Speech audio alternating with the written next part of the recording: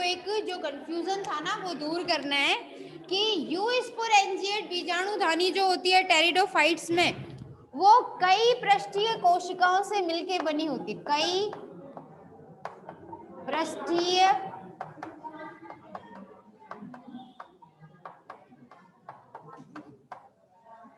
कोशिकाओं द्वारा विकसित की जाती है। इसको ठीक कर लीजिए, विकसित की जाती है।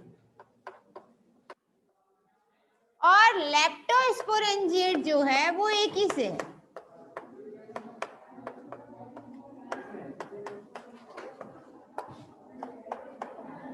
केवल एक कोशिका से या पृष्ठीय कोशिका से, केवल एक पृष्ठीय कोशिका से विकसित।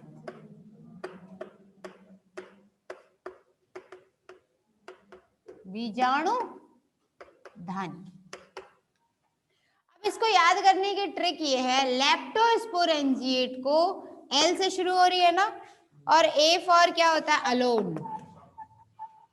हर बार ए फॉर एप्पल जरूरी नहीं है ना, ए फॉर एलोन। एलोन मतलब अकेला, सिंगल। तो एक सिंगल सेल से यहां से एल निकाला और इसमें डाल दिया। ये इसकी तुम्हारी ट्रिक हो गई, तुम कभी भी डाउट में नहीं रहोगे अब, ठीक है। इसको चेक करोगे ना आप गूगल पे तो आपको दोनों तरीके के रिसर्च देखने को मिल जाएंगे। ज्यादातर ये लिखा मिल जाता है, उल्टा लिखा हुआ है गूगल पे, मैंने भी सर्च करके देखा था।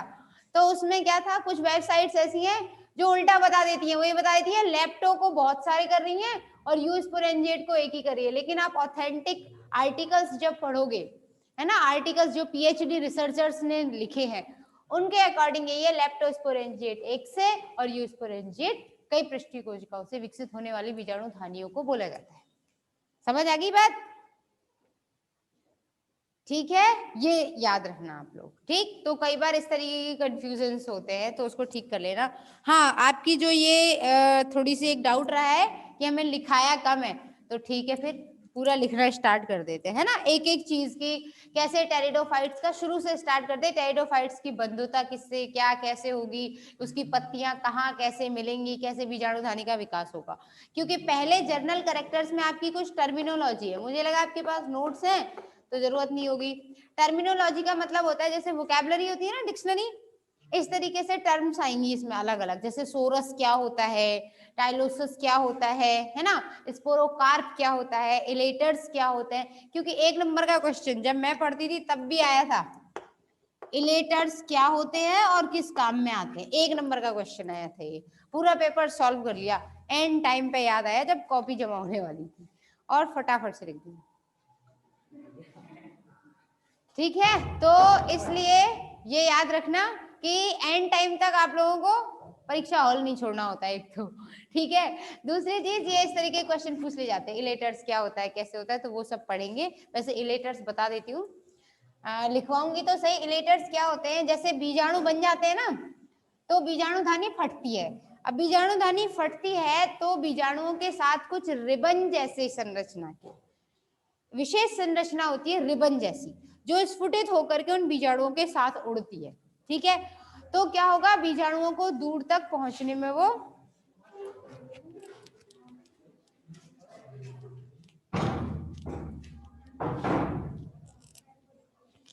ठीक है, तो वो बीजाणुओं के प्रकीर्णन में सहायक होते हैं। ठीक है, जैसे रिबन होते हैं छोटे छोटे, ऐसे इलेटर्स होते हैं, पर सब में इलेटर्स नहीं होते हैं।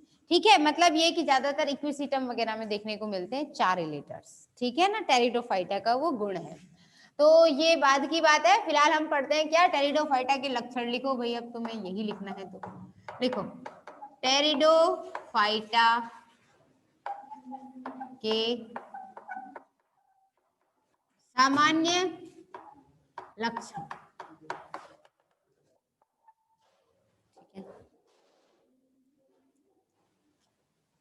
तो सबसे पहले तो टेरिडोफाइटा किसे कहते हैं, पंख जैसे दिखने वाले होते हैं, पत्तियां जिनकी, है ना। ये तो आपके समझने के लिए था। तो अच्छा एक बात बताओ पहले तो मुझे, आपको बीजाणुद्भिद और युग्मकोद्भिद इन दोनों में अंतर अच्छे से पता है, क्या होता है? पता है तो हाँ बोलो, नहीं तो ना बोलो। ठीक, कोई बात नहीं। युग्म कोद्भिद, जैसे समझो इसको बाद में पढ़ेंगे, पहले तो ये समझना जरूरी है। जैसे मनुष्य में उम्र के हिसाब से अवस्थाएं होती हैं, है ना, शिशु अवस्था, बाल्यावस्था, किशोरावस्था, फिर युवावस्था, फिर प्रौढ़ावस्था और उसके बाद वृद्धावस्था। ठीक है, इस तरीके से अवस्थाएं होती है। ऐसे ही पौधों में भी अवस्थाएं होती हैं। ठीक है, पादपों में दो तरीके की अवस्थाएं होती हैं, पहली होती है युग्मकोद्भिद और दूसरी होती है बीजाणुद्भिद। ठीक है, अब ये युग्मकोद्भिद और बीजाणुद्भिद कहाँ से आती हैं? सबसे पहले हम बात करें युग्मकोद्भिद। युग्मकोद्भिद का मतलब होता है जब पादप अगुणित अवस्था में है। अगुणित का मतलब क्या होता है? गुणसूत्रों की संख्या आधी है, और आधी किस वजह से हुई? कोई कोशिका अर्धसूत्री विभाजन करी होगी उसने। जब किसी कोशिका ने अर्धसूत्री विभाजन किया होगा तो एक कोशिका से कितनी कोशिकाएं बनती है? 4, और चारों कोशिकाओं में गुणसूत्रों की संख्या कैसी होती है? आधी। तो जिसमें पूरी है गुणसूत्रों की संख्या उसे क्या कहते हैं? 2n, यानी द्विगुणित। ठीक है भाई। और जब अर्धसूत्री विभाजन को अंग्रेजी में क्या कहते हैं? मियोसिस। तो आधे आधे गुणसूत्रों वाली 4 कोशिकाएं बन जाती हैं। ठीक है ना। अब ये तो आप लोगों ने फर्स्ट ईयर में पढ़ा होगा। उसके स्टेप्स कौन कौन से हैं? प्रोफेज, मेटाफेज, एनाफेज, टेलोफेज, या हिंदी में क्या बोलते हैं? पूर्वावस्था, मध्यावस्था, पश्चावस्था और अंत्यावस्था। फिर पूर्वावस्था के भी टाइप्स हैं, 2 चक्र में चलती है ना। शॉर्ट में समझ लो एक बार। एक कोशिका है, ठीक है, उसके अंदर ये गुणसूत्र है, ठीक है साहब। ये ऊन, उलझी हुई ऊन की बॉल की तरह होंगे। तो ये हो गई प्रोफेज, फर्स्ट का राउंड चल रहा है अभी। फिर क्या होगा? ये धीरे धीरे खुलेंगे, है ना, बुके जैसी स्टेज आ जाएगी, तो इसको क्या बोलेंगे? लेप्टोटीन बोलते हैं। लेप्टोटीन के बाद क्या होगा? यहाँ देखो भाई, जंतु कोशिका में तो तारककाय होता है जो स्पिंडल फाइबर यानी तंतु बनाता है। पादप कोशिका में तो तारककाय नहीं होता, तो फिर वहां कोशिका विभाजन कैसे? विभाजन नहीं होता। पादप कोशिका में कोशिका विभाजन नहीं होता, ये कैसे कह सकते हो आप? अरे कोशिका विभाजन नहीं होता पादप कोशिकाओं में, इतने बड़े बड़े पेड़ कैसे बनते? जाइलम फ्लोएम कैसे बनते? ठीक है, कोई बात नहीं है। देखो समझो, वहां पर गुणसूत्रों को आधा आधा ऐसे खींचने के लिए एक दूसरा सूक्ष्म नलिकाओं का एक इस तरीके से संरचना बन जाती है, उसे तारककाय नहीं बल्कि MTOC कहते हैं। MTOC मतलब microtubule organising complex. Microtubule organising complex बोलते हैं। आगे बात समझ में? तारककाय नहीं होता, पादप कोशिकाओं में MTOC होता है। ठीक है, ठीक है, लिख लिया करो कभी अगर नहीं रहे ध्यान तो। ये किसकी बराबर है?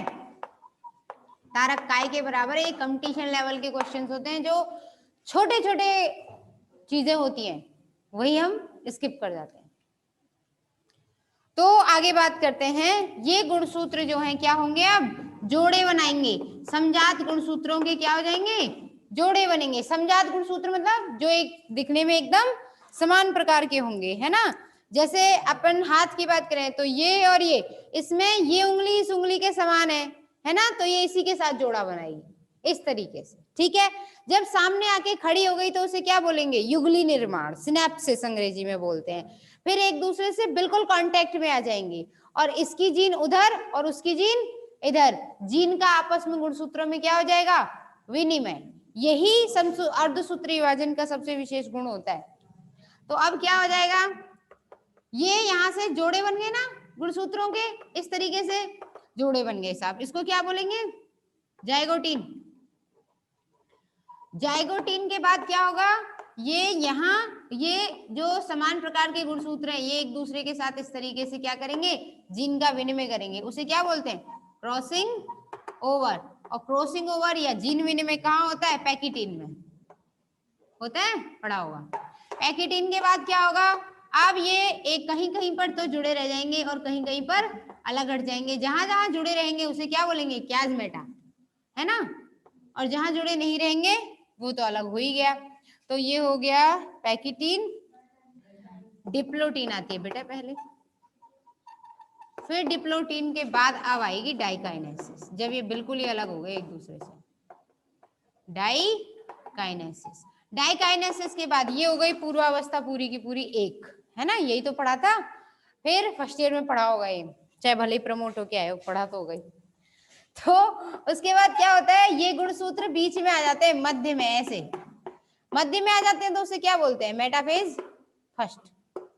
उसके बाद ये एमटीओसी यहाँ पे क्या करेगा, तर्क तंतुओं का निर्माण करेगा, गुणसूत्रों के जोड़े को खींचा जाएगा एक इस तरफ और उस तरफ, तो क्या हो जाएगा, ये गुणसूत्र ऐसे आधे आधे बंट जाएंगे, अलग अलग हो गए ना, आधे आधे, तो इसे क्या बोलेंगे, एनाफेज फर्स्ट, ये आधे इधर आधे इधर। अब क्या होगा, फिर इनमें टीलोफेज पश्चावस्था आएगी फर्स्ट, तो उसमें क्या हो जाएगा, इनके चारों तरफ यहाँ केंद्रक झिल्ली बन जाएगी, और फिर ये बाद में अलग हो जाएगी। पादप कोशिका है तो पट्ट विभाजन होगा, अगर जंतु कोशिका होती तो खांच विभाजन होता, है ना, कोशिका भित्ति ऐसे, झिल्ली तो है नहीं। तो इस तरीके से दो कोशिकाएं तो ये बन गई। अब इसके बाद ये समसूत्री विभाजन करेंगी दोनों की, ठीक है, इसकी अवस्था ये हो गई। यहाँ पे फिर वही घटना घटेगी कि भाई ये बीच में आ गए, ये मोटा फेज सेकंड चल गई, है ना, ये यहाँ इस तरीके से खींचा जाएगा। फिर उसके बाद क्या होगा, फिर यही घटना घटेगी कि अब यहाँ तो क्या हुए थे, संख्या में आधे, यहाँ क्या हो जाएंगे, संरचना में आधे, ऐसे टूट जाएंगे बिल्कुल। क्या हुआ, कॉन्सेप्ट हिल गए एकदम ये तो। फिर क्या होगा, ये पूरे हो जाएंगे इधर, ये भी हो जाएंगे पूरे इधर, इस तरीके से। फिर अब मैं शॉर्ट में बता देती हूँ तुम्हें, बस इस तरीके से ये बिल्कुल अलग हो जाएगी। फिर ये भी अलग, ये भी अलग बन गई ना, एक कोशिका से आधे गुणसूत्रों वाली 4 कोशिकाएं, यही तो होता है अर्धसूत्री विभाजन। तो जब इस तरह से अर्धसूत्री विभाजन होता है, तो जो नई संरचना बनी, नई कोशिकाएं बनेंगी, उन्हें क्या बोलते हैं, अगुणित। और अगुणित अवस्था को ही क्या बोलते हैं, युग्म कोद्भिद अवस्था, पीढ़ी ऐसे आती है ये, समझ आ गई बात। और अगर ऐसा नहीं हुआ, समसूत्री विभाजन होते रहा, जितने हैं उतने ही बनता रहा, तो क्या हो जाएगा, द्विगुणित अवस्था। ये क्या थी इसकी, 2n, द्विगुणित अवस्था। द्विगुणित अवस्था को क्या कहते हैं, बीजाणुद्भिद पीढ़ी, बीजाणुद्भिद पीढ़ी या अवस्था। आई बात समझ में, आ गई होगी, ठीक है। कोई डाउट है यहां तक तो बता दो, नहीं है ना, बिटा दूं। अब ऐसे शौक तो मनाओ मत कि पुराना हमने याद रहा, कुछ नहीं रहा, कुछ क्या हुआ कैसे हुआ, डाउट है तो पूछो, नहीं है तो आगे बढ़ो, ठीक है, ठीक। तो अब भाई होगा क्या इसमें, एक कोशिका से 4 कोशिकाएं बनी इस तरीके से। तो सबसे पहले आता है टेरिडोफाइट्स का पहला लक्षण, लिखो, पादप काय, यानी कि पादप का जो शरीर होता है,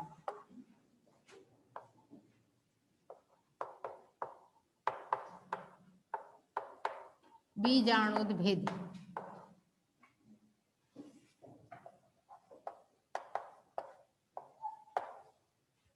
बीजाणुद्भिद पीढ़ी के रूप में होता है मुख्यतः।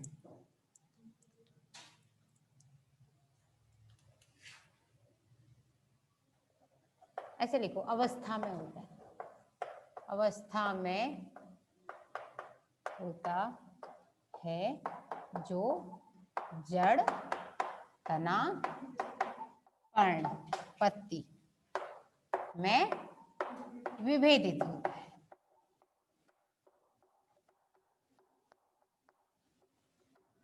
ठीक है, जहां बीजाणुद्भिद लिखा है वहां पे 2n लिखो, 2n मतलब द्विगुणित। और क्या होगा, ये स्वतंत्र होगा। स्वतंत्र होने का मतलब अपना भोजन बनाने की क्षमता स्वयं होगी इसके अंदर। पत्तियों का आकार क्या होगा, अलग अलग होगा, ठीक है ना, आकार के आधार पे, है ना, पर्ण आधार के आधार, लिख लो इसमें।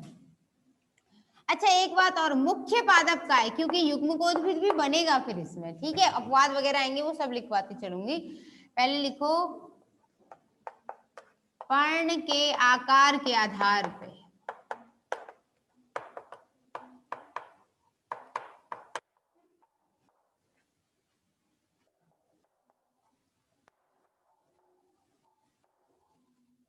टेरिडोफाइट्स 2 प्रकार के होते हैं।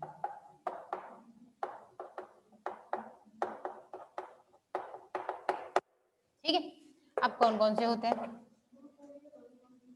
लघुपर्णी और गुरुपर्णी। गुरुपर्णी मतलब, गुरु मतलब जिनकी पत्तियां बड़ी होंगी, और दूसरा लघुपर्णी। ठीक है, तो गुरुपर्णी कौन से होंगे? जिनकी पत्तियां बड़ी होंगी। जब पत्तियां बड़ी हैं तो तना या स्तंभ क्या हो जाएगा? छोटा। ठीक है ना। और इसका जो उदाहरण है ना, ज्यादातर छोटी पत्तियां कुछ आ जाएंगी फिर, है ना। छोटी पत्तियां जिनमें होंगी उन्हें क्या बोलेंगे? लघुपर्णी। इक्विसिटम सिलाइजिनेला के अंदर होते हैं।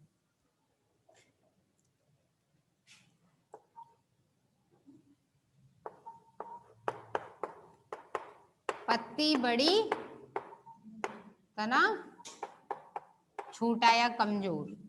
ठीक है, और इसका एग्जाम्पल जनरली फर्न जो होते हैं। और लघुपर्णी में क्या हो जाएगा? पत्तियां छोटी छोटी।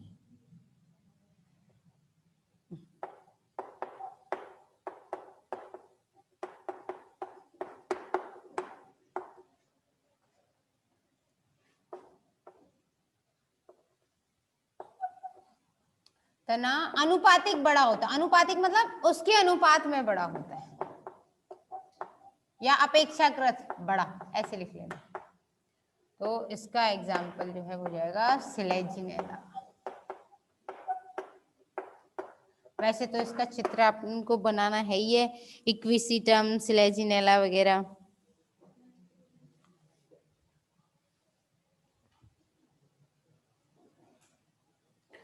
इसमें ठीक है, पत्तियां बड़ी और पत्तियां छोटी, इस आधार पे देखते हैं। आगे बात करते हैं कि पौधे होते कैसे हैं। पौधे कैसे होंगे? कुछ एक वर्षीय होते हैं और कुछ बहुवर्षीय होते हैं। ज्यादातर पौधे इसमें बहुवर्षीय होते हैं। अच्छा, बहुवर्षीय और एक वर्षीय का मतलब क्या होता है? एक साल तक जो जिंदा रहे वो एक वर्षीय, ऐसा है? नहीं, संपूर्ण जीवन काल में फल कितनी बार दे रहा है ना, उसके आधार पर। जो पूरे जीवन काल में एक बार फल देगा वो एक वर्षीय, जो कई बार फल देगा बहुवर्षीय, है ना, इस हिसाब से। क्योंकि अगर अगर ऐसा होता कि एक साल तक जिंदा रहने वाले पौधे को एक वर्षीय कह दिया, तो फिर मटर वगैरह तो 6 महीने ही रहती है। ज्यादातर अपनी खाद्यान्न फसलें, गेहूं वगैरह सब 6 महीने की जिंदगी है उनकी। फिर उसको एक वर्ष पूरा ही नहीं किया, फिर तो उसको 6 माही बोल देना चाहिए, लेकिन ऐसे नहीं बोलते, है ना। ठीक है। केले का पेड़, हाँ, वो पूरे जीवन काल में लगभग एक ही बार फल देता है ना। तो आगे बात करते हैं, ज्यादातर कैसे मिलेंगे? स्थलीय मिलेंगे, और यानी कि उसमें लिखते हैं हम कैसे मिलेंगे, एक वर्षीय या बहुवर्षीय। तीसरा लक्षण लिखो।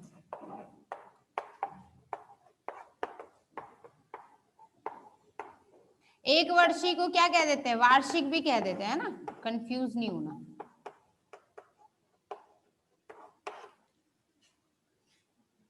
एक वर्षीय व बहुवर्षीय प्रकार के होते हैं। इसमें ज्यादातर जो आपको पूछा जाएगा वो इक्विसिटम ज्यादातर आपको उसमें मिलेगा। ऑसमुंडा का पेड़ होता है जो बहुवर्षीय होता है। एजोला, साल्विनिया, ये सब एक वर्षीय होते हैं। तो लिखवा देती हूँ, है ना, इनके एग्जाम्पल्स। एक वर्षीय में लिख लो साल्विनिया, और बहुवर्षीय में एग्जाम्पल लिख लो ऑसमुंडा।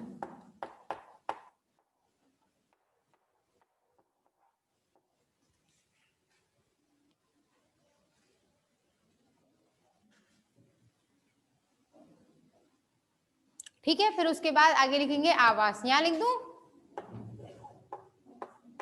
आवास। आवास कैसा होता है टेरिडोफाइट्स का? कैसे कैसे मिलेंगे भाई आवास में? सीधी सी बात है, ज्यादातर कैसे होंगे? स्थलीय, और फिर कैसे होंगे? कुछ जलीय। ठीक है, वायवीय तो होगा कैसे भाई? जमीन के ऊपर तो रहेगा लेकिन हवा में थोड़ी उड़ेगा। देखा है कभी ऐसा पौधा जो जमीन पर ना टिके? होते हैं या नहीं होते, बताओ। अधिपादप, वेरी गुड। अधिपादप जमीन पे नहीं रुकते, ठीक है, लेकिन आधार उनको भी चाहिए, दूसरे पौधे को आधार बना लेते हैं। और परजीवी नहीं होते। जिस पौधे पर उगेंगे उससे भोजन वोजन कुछ नहीं लेंगे, अपनी सेल्फ रेस्पेक्ट के साथ रहते हैं, ठीक है। लेकिन कहाँ, दूसरे से कुछ नहीं लेंगे, और क्योंकि उनकी जो जड़ें होती हैं, उन जड़ों में क्या होता है, वेलामेन नाम का ऊतक होता है, और वो वेलामेन ऊतक क्या करता है, वायुमंडल की नमी, आर्द्रता को ग्रहण कर लेता है, ठीक है। पानी तो वो आसमान, मतलब ऐसे हवा में उड़ते हुए पानी को एब्जॉर्ब करते हैं वो, ठीक है, लेकिन जमीन पर कभी नहीं उगते। बात, ज्यादातर वो सुंदर दिखने वाले पौधे होते हैं ना, इसलिए उन्हें प्रयोग किया जाता है। तो आवास की बात करें, स्थलीय आवास में कहाँ उगेंगे ये, नम और छायादार में, ज्यादातर पौधे यही मिलेंगे, नम छायादार स्थानों पे, ठीक है। तो उसके तो एग्जाम्पल बहुत सारे हो जाएंगे, ज्यादातर फर्न यही होंगे, टाइडोफाइट्स जो जलीय हैं, है ना, जल में जो रहेंगे। अच्छा, जल के अंदर भी दो स्थितियां देखने को मिल जाती है, एक जल पर प्लावी और दूसरा जल में निमग्न, जल के अंदर रहेंगे या ऊपर रहेंगे। तो ज्यादातर जो समूह में रहते हैं पानी के ऊपर उगते हैं, ठीक है ना, पानी के आसपास वाले इलाके में। तो उसके कुछ एग्जाम्पल्स हो जाते हैं, क्या, मार्सिलिया, यहाँ लिख लो एग्जाम्पल मार्सिलिया, और इसमें तो फर्न लिख लो, मतलब जितने भी टेरिडोफाइट्स मोस्टली जो होंगे वो इसी में आएंगे।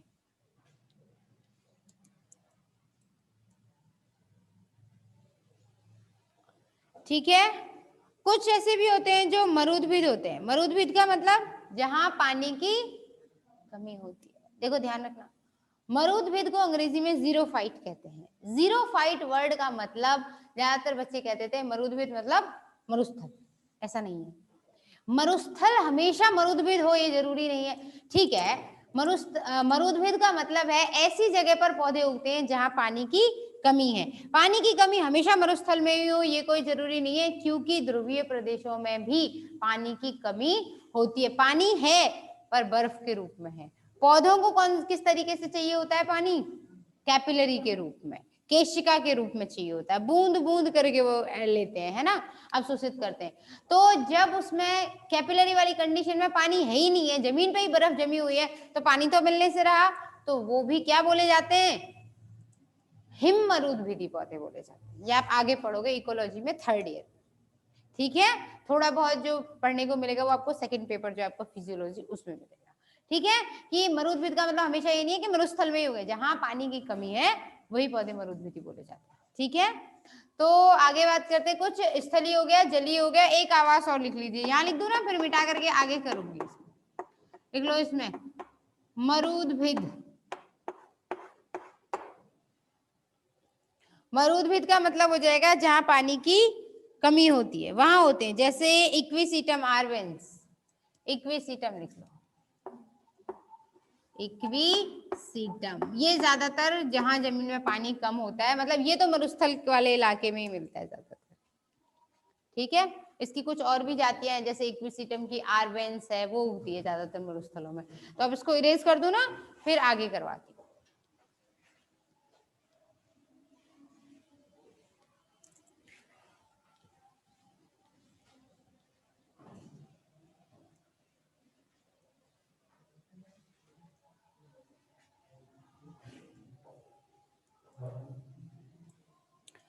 तो आगे इसमें आएगा आवास हो गया, आवास के बाद उनके प्रकार कैसे होते हैं, ठीक है ना। कुछ पौधे कैसे होते हैं, मुख्य पौधा कैसा होगा, बीजाणुद्भिद, या यहाँ पे लिखो पीढ़ी अवस्था,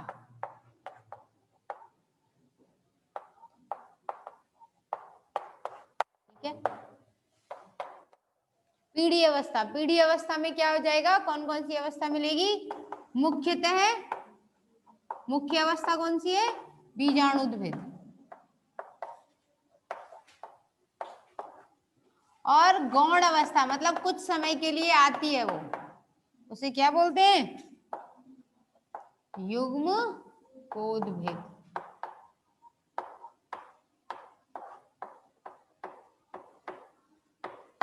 युग्म कोदभिद अवस्था आती है।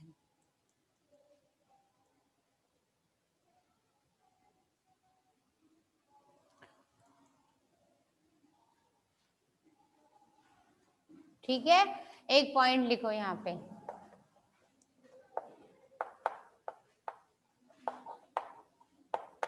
प्रारंभिक या शिशु, ठीक है। शिशु बीजाणुद्भिद जो होता है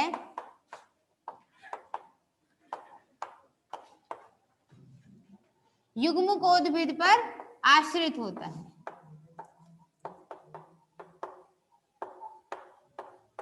युग्मकोद्भिद पर आश्रित होता है, लेकिन बाद में ये स्वतंत्र हो जाता है, ठीक है। तो आप लोग एक बार रिजॉइन कर लीजिए।